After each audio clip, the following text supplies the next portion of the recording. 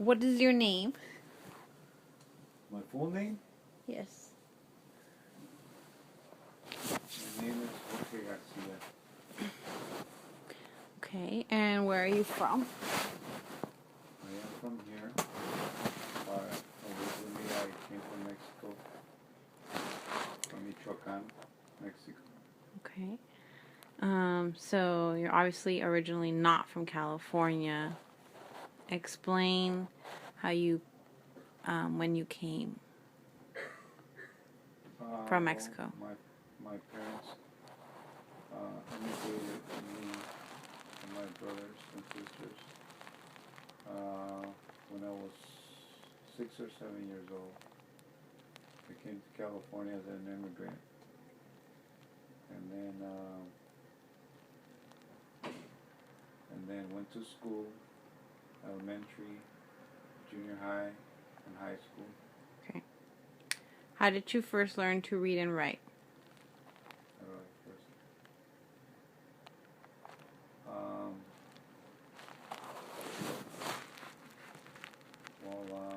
when I got here, they put me into ESL classes. Mm-hmm. What about in Mexico?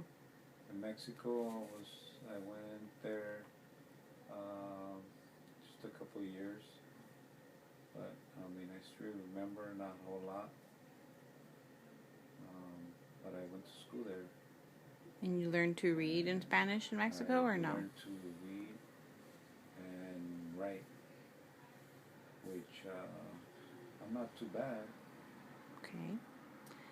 What do you miss the most from your place of origin, which is Mexico? What do I miss the most?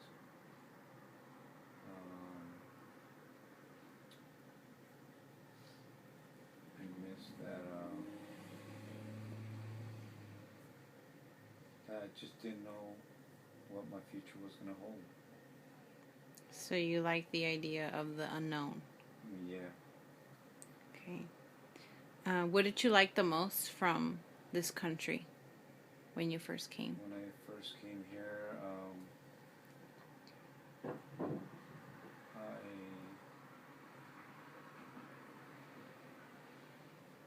I imagine it as a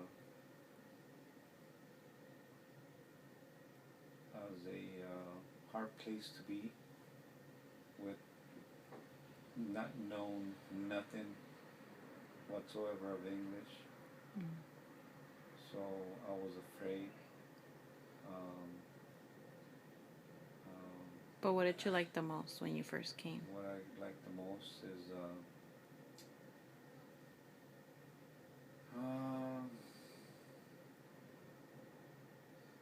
I don't know, getting used to the food, I guess. I liked it. Okay. Let's see.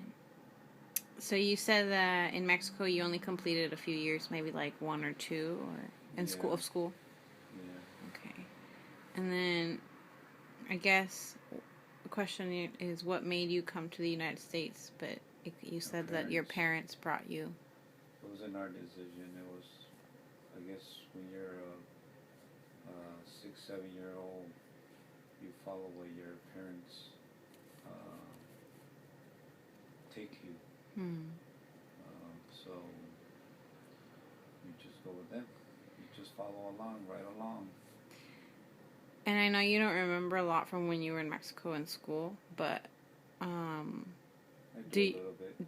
okay, have you found, or can you think of any differences between the school system there and here? Yeah, they used to, if we didn't behave, teachers would hit us with a ruler. In Mexico? Yes. And here? Here they don't. You know how United States is. There's a lot of laws. A lot of different laws. Now in Mexico it's probably different. But when I was growing up, it was allowed. We used to see it was allowed. Parents used to, I guess, agree on teachers doing that because, I mean, it was a way of your kid Okay. Discipline, themselves. So Do you think it was part of their culture? I think it was. Okay. I think it was culture-wise. Yes, I think so. I mean, everywhere, every little school or every school in town or wherever it was. I mean, you hear about that, but I mean, parents used to take it as it was good. Okay. If my son deserved it, you know. Good. So besides getting hit if you were in trouble or whatever, doing something bad, how do you remember your teachers over there? I remember my teacher, probably one of them. Nice teachers, uh, dedicated to whatever they're supposed to educate us. And obviously, when we didn't listen or whatever, well, all we had to do was just put our hand straight and bam, it was a snap. So it was just on the hand. Yeah, it was just on the hand. Nothing on the back. Nothing. Nothing Just too violent. like a simple, like a simple like a high five, but with a ruler kind of type. Yeah. Like get with it. Yeah. Snap out of it. Pay attention. Or snap out of it, and get to work. Mm-hmm. And if you didn't, you had to go to the office or whatever, and they'll probably, send you home, and you'll be back tomorrow. Same thing. Mm-hmm. What about how were your teachers here? My teachers here. You could say the good and then the bad ones. The good ones, well, I'm gonna start with the bad one. One time in Washington State, I think it was like around fourth, fourth grade around there. It was English. I remember it was English class, and the teacher was the wife of the principal. So I remember Mrs. Smith, her name exactly. She was that type that, I mean, in her class, I mean, you had to be on top of it. I was just still a ESL class student, trying to learn more English than I, had started with. So I mean, it was hard to me. It was hard for me. So I remember me crying in that class a lot of times because she used to put me on the spot, and it was hard for me. And she just liked to pick on me, I guess, if you want to say that. Mm-hmm. So I didn't like it, and I guess after that I remember they moved me from that class or whatever, and I had another teacher, and that teacher was like super different from Mrs. Smith. Now, talking about good teachers, fifth grade teacher that I had here in California, I guess he was one of my best ones. I still remember his last name. His name was Mr. Kearns, and every month he used to recognize 2 or 3 students, and he used to take them to his house, and he used to live by a lake. And one time it was me. He was just a nice teacher, I mean, the nicest teacher you could think of, or you could say good things about him and not bad things about him. I mean, he always, tried to help you in everything you could not do, and he would listen, and his teaching was great. Cool. What do you like the most about your child's school now? You can talk about Andy since he's the youngest. I think it has changed a whole lot.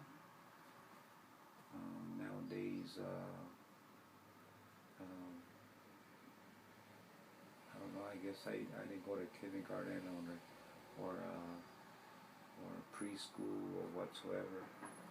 Now that I see my son going through or has gone through that, I mean, it's just amazing how kids can learn so quickly the language and all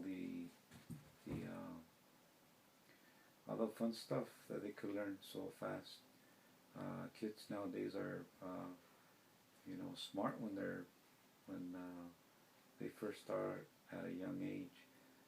Fortunately, some people that come from other countries, they start late or whatsoever, and they get lost behind. Sometimes they are a little behind or whatever, and instead of going the right way, they go the wrong way. But I mean, it is what it is. Do you think that, like for Andy, his school is the only school in the real school district that has transitional kindergarten? Do you think that's beneficial? Do you like that about their school? Or do you think he or like other children his age wouldn't have needed that? I think it was nice for that district or whatever. I mean, it'd be nice if all the districts or school will have that. I guess it'll be nice for the parents as well, because here it's not easy to raise kids when they're at that age. So instead of taking it to the babysitter or whatever you need to do, I mean that'll be nice if they start at that young age. I mean, it's good for them, and Okay. If you could change something in your life, what would it be? Anything? If I could change something,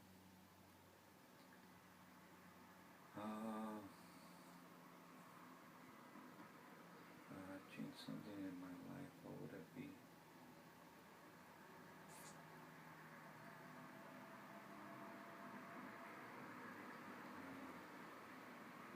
I think the kids are the future, so we try to focus and emphasize on them more than than uh, than teenagers. I mean, teenagers know, most of them know what they're gonna be. Some of them don't, but unfortunately, the kids are, you know, I would try to help focus more on the kids that are starting than the ones that are already been there. Okay. Last, what advice do you have for your children now? For my children, it could be based off life or school or anything. Well, if it comes in education, I would like for them to focus on school and go to college, do what I didn't do what our parents, I mean, I would tell them do the best they can, and teach them the positive instead of the negative, and for them to reach their goal that they want, because I mean, if I didn't make it up there, I mean they could. I mean, make me happy dad, for them to go all the way, things that I didn't do.